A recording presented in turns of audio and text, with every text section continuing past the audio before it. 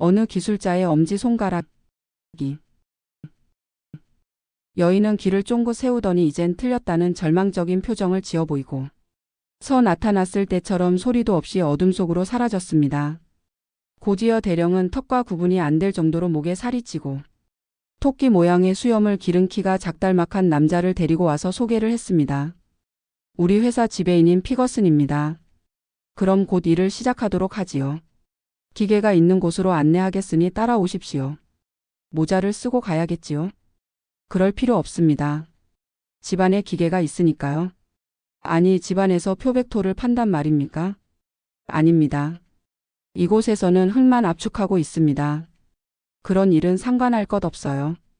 당신은 기계만 살펴보고 어디가 나쁜지 지적만 하면 됩니다. 램프를 손에 든 대령이 앞장서고 뚱뚱한 지배인과 내가 뒤따라 계단을 올라갔습니다. 미로 모양의 복도가 얽힌 옛날 집으로 좁은 나선 모양의 계단이 있었는데 그것을 올라가니 문이 있었습니다. 그리고 그 문이 문턱은 오랜 세월 동안 밝혀 활처럼 패여 있었습니다. 하여간 2층에는 융단도 깔려 있지 않았고 가구 같은 것도 보이지 않았으며 벽에서는 회가 벗겨져 내려왔고 습기가 차서 곰팡내가 났습니다. 나는 가능한 한태연한 얼굴을 하고 있었습니다만 여인의 허둥거리던 모습이 마음에 걸렸으므로 두 사나이의 행동에 경계의 눈길을 게을리하지 않았습니다. 그리고 피거슨은 말수가 적은 사람이었지만 그가 나와 같은 영국인이라는 것을 알아차릴 수 있었습니다. 스타크 대령은 좀 더 안쪽으로 걸어 들어가서 작은 철문 앞에 섰습니다. 그리고는 열쇠를 꽂고서 문을 열었습니다. 방은 꽤나 작아서 셋이 모두 들어갈 수 없었기에 피거슨은 밖에 남고 대령과 나만이 안으로 들어갔습니다. 우리는 지금 수압기의 내부에 들어와 있는 셈입니다. 지금 누가 이 기계를 움직이기라도 한다면 그야말로 큰일이 납니다. 이 방의 천장이 피스톤의 아래 부분에 해당하므로 그것이 내려오기 시작하면 몇 톤이나 되는 압력이 생겨 이 철판으로 된 바닥을 짓누르게 됩니다. 이 바깥쪽에는 가는 파이프가 여러 개 있어서 받은 수압을 피스톤에 전달하는데 그런 장치에 대해서는 당신도 잘 알고 있으리라 생각합니다. 기계는 이상 없이 작동하는데 어딘가 잘못된 곳이 있는 모양인지 압력이 적게 나옵니다. 어디가 잘못되었는지 살펴보고 알려주면 됩니다. 나는 대령에게서 램프를 받아들고 기계를 구석구석 조사해 보았습니다. 상당히 용량이 큰 수압기로 굉장한 압력이 나올 것 같았습니다. 그런데 밖으로 나가 운전용의 레버를 밀어보니 픽 하는 소리가 나는 것으로 보아 어딘가에 물이 새는 곳이 있어 물이 파이프 속에서 역류한다는 것을 알아냈습니다. 잘 검사해보니 운전봉 끝에 고무 바킹이 느슨해져서 틈새가 생겨 있었습니다. 압력이 줄어든 원인은 그것이 틀림없었기에 나는 두 사람에게 그것을 지적해 주었지요. 그들은 주의 깊게 내 설명을 듣고는 수리하는 방법에 대해서도 몇 가지 질문을 했습니다. 자세한 방법을 알려준 다음 다시 한번 압착실로 돌아와 호기심을 갖고 내부를 둘러보았습니다. 그리고 표백토 이야기는 전혀 가공적인 이야기라는 것을 금방 알았습니다. 그런 목적으로 이렇게 강력한 기계를 쓴다는 것 자체가 상식에 벗어나는 일이었으니까요. 사방의 벽은 나무였으나 바닥은 철판으로 되어 있고 조심해서 살펴보니 바닥 전면에 금속으로 된 엷은 껍질 같은 것이 널려 있었습니다. 허리를 구부려 좀 더 자세히 보려고 금속 껍질을 긁어모으고 있는데 독일어로 뭐라고 말하는 소리가 들리더군요. 얼른 고개를 돌려보니 대령의 송장과도 같은 무서운 얼굴이 나를 부릅뜬 눈으로 내려다보고 있었습니다. 거기에서 뭘 하는 거지? 당신의 표백토라는 것이 금속일 줄은 몰랐습니다. 이 기계의 용도를 정확히 알았다면 좀 더 효과적인 조언을 해드릴 수 있었을 텐데요. 이렇게 말하기는 했지만 나는 곧 내 입이 가벼웠다는 것을 후회해야 했습니다. 대령의 얼굴은 갑자기 굳어지고 그의 회색 눈이 잔인스럽게 번쩍 빛났습니다. 좋아, 이 기계에 관해서 좀 더 공부를 하게 해주지. 대령은 그렇게 말하고는 뒤돌아서서 작은 문을 덜컹 소리가 나게 닫고 자물쇠를 채웠습니다. 나는 철문 쪽으로 달려가 당겨도 보고 밀어도 보았지만 꼼짝하지 않더군요. 나는 겁에 질려 소리쳤습니다. 대령, 나를 내보내 주시오. 하지만 그때 갑자기 고요한 공기를 가르고 들려온 소리에 나는 소르라치게 놀랐습니다. 레버가 덜컹 움직이는 소리에 이어 쉬익하고 물의 압력이 피스톤에 전달되는 소리가 들렸던 것입니다. 대령이 기계를 작동한 것입니다. 램프는 조금 전에 바닥을 살펴보려고 놓은 자리에 그대로 있었습니다. 그 불빛으로 검은 천장이 조금씩 내려앉는 것이 똑똑히 보였습니다. 이대로라면 나의 몸은 몇 분을 넘기지 못하고 형태도 없이 납작해질 것이 뻔했습니다. 나는 비명을 지르며 철문에 몸을 부딪히고 손톱으로 철판을 긁었습니다. 살려달라고 아우성쳤지만 기계가 움직이는 굉음이 나의 목소리를 집어삼키고 말았습니다. 천장은 머리 위 -6cm까지 내려와 손을 내밀면 그 거칠거칠한 표면이 만져졌습니다. 그때 머릿속을 스친 것이 죽을 때의 몸의 위치에 따라 고통이 덜할 수도 있겠다는 생각이었습니다. 엎드려 있으면 등뼈에 압력이 가해질 것인데 그때 뼈가 튕겨져 나올 것을 생각하니 소름이 끼쳤습니다. 그 반대의 자세가 더 편할지도 모릅니다. 그렇다고는 하나 위를 보고 누워서 시시각각으로 그 검은 덩어리가 내려오는 것을 지켜볼 용기가 있을까요? 그때는 이미 곧장 서 있을 수도 없을 정도로 천장은 내려와 있었습니다. 그 순간 얼핏 눈에 띈 것을 보고 마음속에 희망이 솟았습니다. 앞서 말한 것처럼 천장과 바닥은 쇠로 되어 있었으나 사방의 벽은 나무로 되어 있었던 것입니다. 판자 사이에서 노란 불빛이 한 줄기 흘러나오고 있었습니다. 그리고 내려오는 천장에 밀려 판자의 틈새는 조금씩 넓어져 갔습니다. 처음에는 살아날 가망이 있으리라고는 생각지 못했으나 필사적으로 몸을 부딪히자 판자가 부서지며 나는 거의 실신 상태로 판자 저쪽으로 나뒹굴었습니다. 그리고는 곧 램프가 찌그러지는 소리가 나고 아래 위에 철판이 맞닿는 둔탁한 금속성의 소리도 들려왔습니다.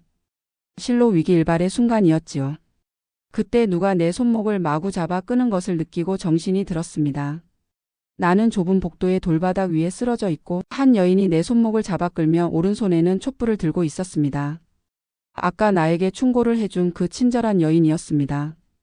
여인은 다급한 목소리로 말했습니다. 이쪽으로. 빨리 와요. 그 사람들이 곧 이리로 옵니다. 당신이 눌려 죽지 않았다는 알면 큰일이에요. 자, 시간을 낭비할 때가 아니에요. 어서 따라와요. 이번에는 여인의 충고를 받아들이지 않을 수가 없었습니다. 비틀거리며 일어서서는 여인의 뒤를 쫓아 복도를 달려 나선 계단을 뛰어 내려갔습니다. 계단 밑은 넓은 복도였는데 그곳까지 갔을 때 쿵쾅거리는 발소리와 두 사나이가 서로 외쳐대는 고함이 들렸습니다. 한 사람은 위쪽에서 한 사람은 아래쪽에서 서로 외치며 우리 쪽으로 오고 있었던 것입니다. 여인은 걸음을 멈추고 어찌할 바를 모르는 듯 주위를 살펴보았습니다. 그리고는 곁에 문을 열어 젖혔습니다. 그곳은 침실이었고 창으로는 밝은 달빛이 비쳐들고 있었습니다. 이곳으로 도망갈 수밖에 없어요. 높기는 하지만 뛰어내릴 수는 있을 겁니다. 여인이 그렇게 말했을 때 복도 저쪽에 불빛이 나타나며 스타크 대령의 깡마른 그림자가 한 손에 램프를 들고 다른 손에는 푸죽간의 커다란 식칼 같은 것을 움켜잡고 달려오는 것이 보였습니다. 나는 지체 없이 침실로 달려들어가 창문을 열어 젖히고 밖을 내다보았습니다. 달빛 속에 떠오른 정원은 고요하고 아름다웠습니다. 창에서 아래까지는 넉넉히 10엠는 되어 보였습니다. 나는 창틀에 올라탔습니다. 그러나 나의 생명의 은인을 악하니 어떻게 할 것인가가 궁금해서 잠시 창틀에 매달린 채 안을 들여다보고 있었습니다.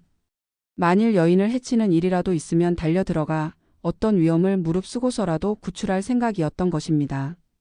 그러나 그런 생각이 나의 머릿속에 스치고 지나간 순간 대령은 여인 앞을 지나 곧장 창 쪽으로 달려왔습니다. 그러자 여인이 대령에게 매달리며 소리 질렀습니다. 이봐요. 저번에 약속했잖아요. 다시는 사람을 해치는 일은 하지 않겠다고. 저 사람 아무 말도 퍼뜨리지 않을 거예요. 엘리제, 당신 미쳤어? 우리를 파멸시킬 생각이군. 저 자는 이미 눈치챘어. 이걸 놓지 못하겠어? 대령은 여인의 손을 뿌리치려고 안간힘을 쓰며 말했습니다. 그리고는 마침내 여인을 밀어젖히자마자 창가로 달려와 그 무거운 식칼을 내리쳤습니다. 나는 창틀에 매달린 손에 둔한 통증을 느끼며 창틀에서 손을 놓자 내 몸은 땅 위로 털썩 떨어졌습니다. 충격은 컸지만 다행히 다친 곳은 없었습니다. 나는 벌떡 일어나서는 필사적으로 정원의 나무 그늘 속으로 뛰어들었습니다. 그러나 달려가며 어지러움을 느끼고는 아까부터 심한 통증이 심한 왼손을 바라보았습니다. 그때서야 비로소 알게 되었지만 엄지손가락이 끊겨져 나가고 피가 흐르고 있었던 겁니다. 손수건으로 상처를 독려매려고 했지만 어지러움이 더해지며 장미 덩굴 속에 쓰러져 의식을 잃고 말았습니다. 얼마 동안이나 정신을 잃었는지 확실하진 않지만 상당히 오랫동안 쓰러져 있었던 것 같습니다. 눈을 떠보니 달은 이미 젖고 환하게 동이 트고 있었습니다. 옷은 이슬에 젖어 있었고 땅 위에 피가 흥건했습니다. 그 심한 아픔 속에서도 나는 밤에 위험하기 짝이 없었던 일을 하나하나 생각해내고는 벌떡 몸을 일으켰습니다. 아직 위험이 사라진 것이 아니었던 겁니다. 그런데 놀랍게도 주위를 둘러보니 어젯밤에 그 집과 정원은 보이지 않았습니다. 나도 모르게 정신없이 마구 달려왔었나 봅니다. 즉 내가 누워있던 곳은 시골길에 면한 나무 울타리 속이었는데 저쪽에 긴 건물이 보이기에 가까이 가보니 그것은 바로 아이퍼드역이었습니다. 손에 극심한 통증만 없었다면 그 공포에 찬 어젯밤의 일도 한낱 악몽으로 밖에 생각되지 않았을 겁니다. 멍한 정신으로 역에 들어가 기차 시간을 물어보니 1시간 남짓 기다리면 된다고 하더군요. 어젯밤 그곳에 도착했을 때 본 포터가 있기에 스타크 대령이라고 아느냐고 물어봤더니 그런 이름은 들어본 일이 없다는 것이었습니다. 어젯밤 마차가 저쪽에서 나를 기다리고 있는 것을 보았소? 아니요, 유심히 보질 않았습니다. 이 부근의 경찰서는 OKM 정도 떨어진 곳에 있습니다. 이렇게 정신이 몽롱해서는 OKM나 걸어갈 수는 없는 노릇이었습니다. 일단 런던에 돌아와서 경찰에 신고하기로 했습니다. 그래서 6시에 런던에 돌아와 친절한 역 직원의 안내로 박사님의 치료를 받고 이곳까지 오게 된 것인데 이 사건에 관해서는 홈즈 씨에게 전적으로 맡길 생각입니다. 이상의 무서운 이야기를 듣고 나서 한동안 방 안에는 침묵이 흘렀다. 마침내 셜록 홈즈가 자리에서 일어나더니 두터운 스크랩북에서 신문 오린 것을 찾아내어 들고 왔다. 여기에 당신의 사건과 관계가 있음직한 광고가 하나 있습니다. 1년쯤 전에 모든 신문에 났던 것인데 내가 읽어보겠습니다. 행방불명. 이달 9일. 제레마이어 헬링. 26세의 수력기계 기술자, 밤 10시에 집을 나가 돌아오지 않았음. 복장은 바로 이 기술자가 수압기를 손봐주고 희생당한 사람일 겁니다. 아, 이제야 그 여인이 대령에게 한 말을 이해할 수 있겠습니다. 해즐리가 말했다. 틀림없습니다. 그 대령이라는 자는 잔인한 작자로 자신의 은밀한 일에 방해가 될 만한 사람은 모두 해치우는 모양입니다. 자, 일이 이렇게 밝혀진 이상 지체할 수는 없습니다. 기운이 남아있다면 아이퍼드로 갈 준비를 하고 함께 경시청에 들릅시다. 그로부터 3시간 뒤 우리들은 기차 속에 있었다. 일행은 셜록 홈즈와 그 기술자, 경시청의 브래드 스트리트 경감과 사복형사 1명 그리고 나였다. 경감은 좌석 탁자 위에 아이퍼드역 부근의 지도를 펴놓고 역을 중심으로 컴퍼스로 열심히 원을 그리고 있었다. 자, 보십시오. 이 원은 역을 중심으로 반지름 20km를 나타낸 겁니다. 범죄 현장은 원 둘레 어디엔가 있을 겁니다. 분명히 20km가량 되는 곳이라고 했지요, 해즐리 씨. 마차로 좋기 1시간은 걸린 것 같았습니다. 그리고 돌아오는 길은 의식을 잃은 상태에서 허둥지둥 역까지 달려왔거나 놈들. 이 마차에 당신을 실어 길가에 버리고 간 것으로 생각됩니다만 그건 잘 모르겠습니다. 거기에서 내가 의문점을 말했다. 그들이 당신을 마차로 실어다 버렸다면 왜 당신을 발견했을 때 살해하지 않았을까요? 그 여인의 만류에 모시겨 자비심이라도 생겼을까요? 그렇게는 생각되지 않습니다. 대령의 얼굴에는 자비심 같은 건 찾아볼 수도 없었으니까요. 해즐리가 머리를 흔들었다. 그런 건 차차 알게 되겠지요. 문제는 놈들이 이원의 어느 지점에 근거지를 두고 있느냐 하는 겁니다. 경감의 말에 홈즈가 입을 열었다. 그 지점이라면 내가 점 찍어 드릴 수 있습니다. 경감의 눈이 동그래졌다. 뭐라고요? 이미 확증을 잡았나요? 그럼 누가 홈즈 씨의 의견과 일치하는지 서로의 생각을 이야기해 봅시다. 나는 남쪽일 것으로 생각합니다. 남쪽이 가장 한적한 지역이니까요. 해즐리는 고개를 갸우뚱하고는 나는 동쪽으로 간 것으로 생각합니다. 라고 동쪽을 주장했다. 사복 형사는 서쪽이라고 말했다. 나는 서쪽이라고 생각합니다. 서쪽으로는 외딴 집이 여러 곳에 흩어져 있으니까요. 나는 북쪽이라고 말하겠습니다. 까닭인즉 북쪽으로는 언덕이 없기 때문입니다. 해즐리 씨의 이야기에는 마차가 비탈길을 올라갔다는 말은 전혀 없었습니다. 내가 말하자 경감이 웃으며 말했다. 재미있게도 네 사람의 의견이 각기 다르군요. 그럼 홈즈 씨의 의견을 들어봅시다. 모두가 틀린 것 같습니다. 모두라니? 한 사람은 맞을 게 아닙니까? 홈즈는 원의 중심부를 손가락으로 짚었다. 나는 아이퍼드역 근처라고 생각합니다. 놈들은 그 근처에 있습니다. 홈즈의 말에 해즐리가 의심스러운 눈으로 말했다. 20km나 달렸는데도요? 10km 갔다가 10km 되돌아오면 20km가 되지요. 이건 간단한 덧셈입니다. 마차를 탈 때 말은 원기 왕성하고 윤기가 흐르더라고 말했습니다. 그렇다면 그 말은 20km나 되는 험한 산길을 달려온 말은 아닙니다. 브래드 스트리트 경감이 고개를 끄덕이며 말했다. 알만합니다. 놈들이라면 능히 그만한 장께는 부릴 만하겠군요. 그 일당이 어떤 범죄를 저지르고 있는지 윤곽을 잡았으니까요. 홈즈가 말을 받았다. 경감의 추측대로 놈들은 대규모의 위조나 주조단입니다. 그리고 압축기능은 대신에 합금을 만드는데 사용되고 있었을 겁니다. 꼬리가 잡히지 않은 위조나 주조범들이 암약하고 있다는 것은 벌써 알고 있었습니다. 반 크라운짜리 가짜 은하가 나돌기 시작한 것이 6개월이 넘었으니까요.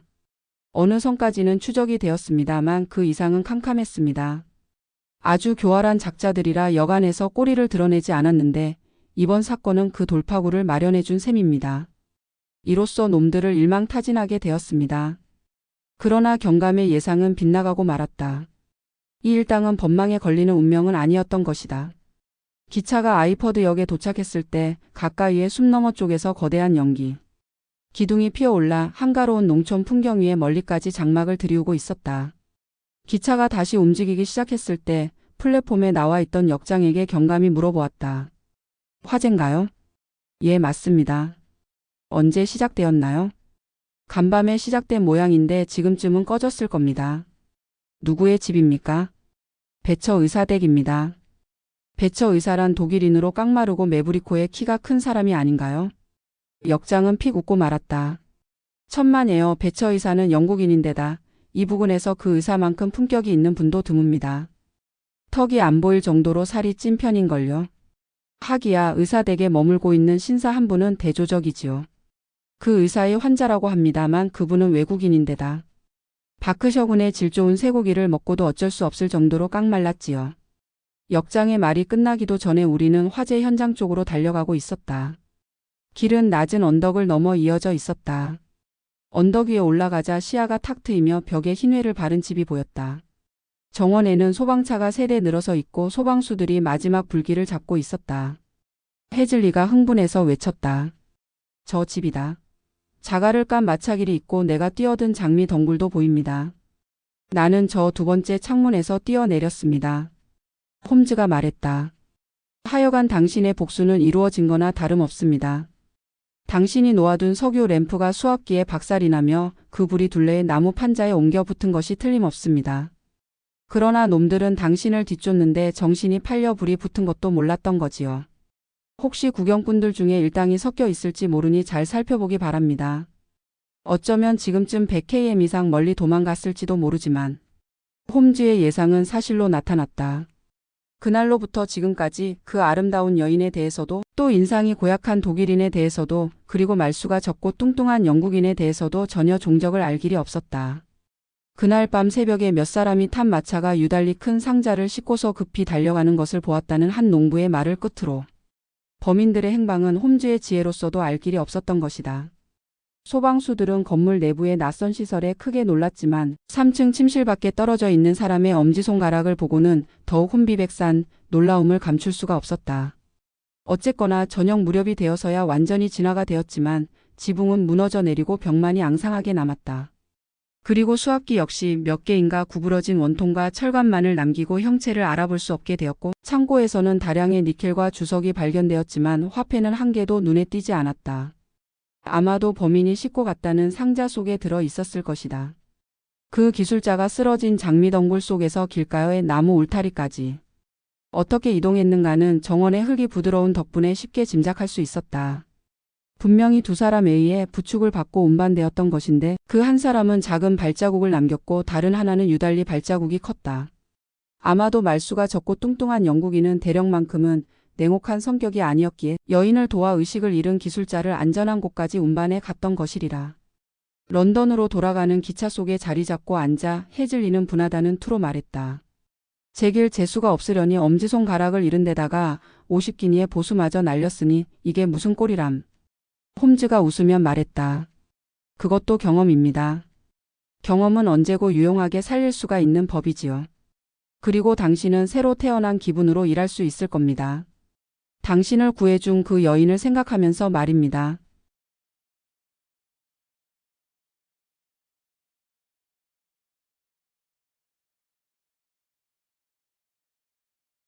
시청해 주셔서 감사합니다. 구독, 좋아요.